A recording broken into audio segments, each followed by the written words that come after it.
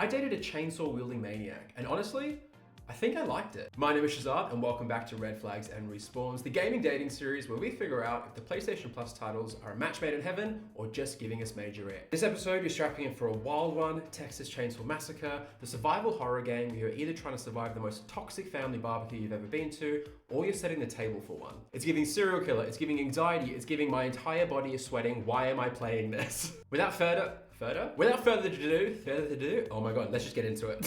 Visuals. Visually, it's giving that 1970s horror realness. The sepia tones, the grit, the grime. It looks like literally every single thing in this game can give you some sort of disease. Same sort of energy when a guy takes you home, there's just a single mattress on the floor. Gets me out of here. Sound design, it's banging, it's fantastic. You feel the panic, the creaks, the cracks, all the little chains rattling around. The sound is Sound is obviously a massive part of a survival type game. Crucial in hearing survivors trying to escape or hearing the killers come closer. Game mechanics. Basically, this game is a double date from hell, except you're locked in a basement and still left with the bill. It's a 4-on-3 mentality, 4 victims, 4 survivors trying to run away, and 4 killers hunting them down, and each killer has their own unique ability. Sort of think Dead by Daylight, but everyone skipped therapy and desperately needs it. Playing the game actually felt very smooth. As a survivor, it's really all about stealth, stamina, and stress. You're doing everything you can to escape this farm or this area, this map, without being caught by the hunters. On the flip of that, as the family, you're setting traps, you're doing what you can to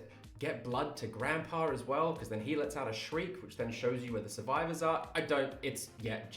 Essentially, you're working as a team with all your unique abilities to do everything you can to prevent the survivors from escaping. Like an overbearing dinner party host who doesn't want the night to end. Storyline, is there a plot? Well, no, that's not what this game is about. You're in and out of lobbies, it's quick gameplay. You're not really here for character arcs. It's an extreme game of hide and seek where you're hoping not to be cut in half. Still, the lore is tucked in there. If you're into the franchise, there are little Easter eggs in the game, there's some nods to the film as well, so you're still quite satisfied in that respect. What I loved, now this type of game isn't really for me. However, once I broke the tension with the sort of horror aspect of it, you really start to get into it. Your brain starts to really think about strategy and how you're gonna win, and it does so have that addictive quality to it. I loved that each hunter family member was quite distinct. They each had their own abilities, their own set of traps, their own set of melee abilities, which obviously kept things quite exciting and different per match. Now, when you're on a date with a chainsaw-wielding maniac who's wearing other people's skin, there are obviously gonna be some red flags. It is an online multiplayer, so if you don't have a mic or amazing communication skills,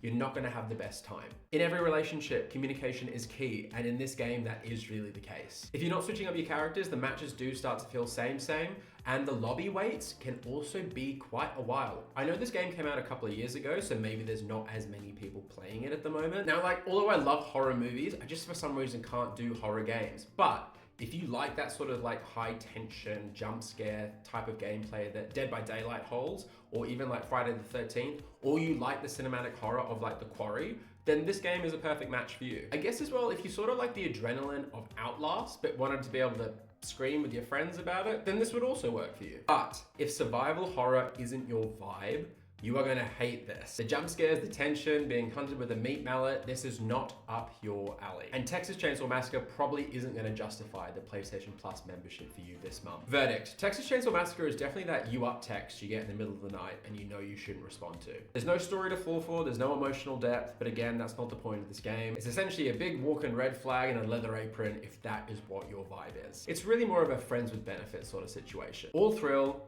no strings, and just toxic enough to make me want to come back for one more. And that is game 2 of this month's PlayStation Plus lineup, rated, roasted, and romantically dissected. If you play Texas Chainsaw Massacre and you love this style of gameplay, let me know in the comments below because I'd actually really like to get into it more. I would love to play with you guys or play with anyone that wants to try and help me get into this style of gameplay because I know it could be so much fun. Don't forget to like, subscribe, and hit that little bell so you don't miss the final game in this month's lineup, which I think is Digimon Cyber Hacker Sleuth Memory something. Until next time, I will keep going on these dates so you don't have to. Wish me luck and see you next week. Bye!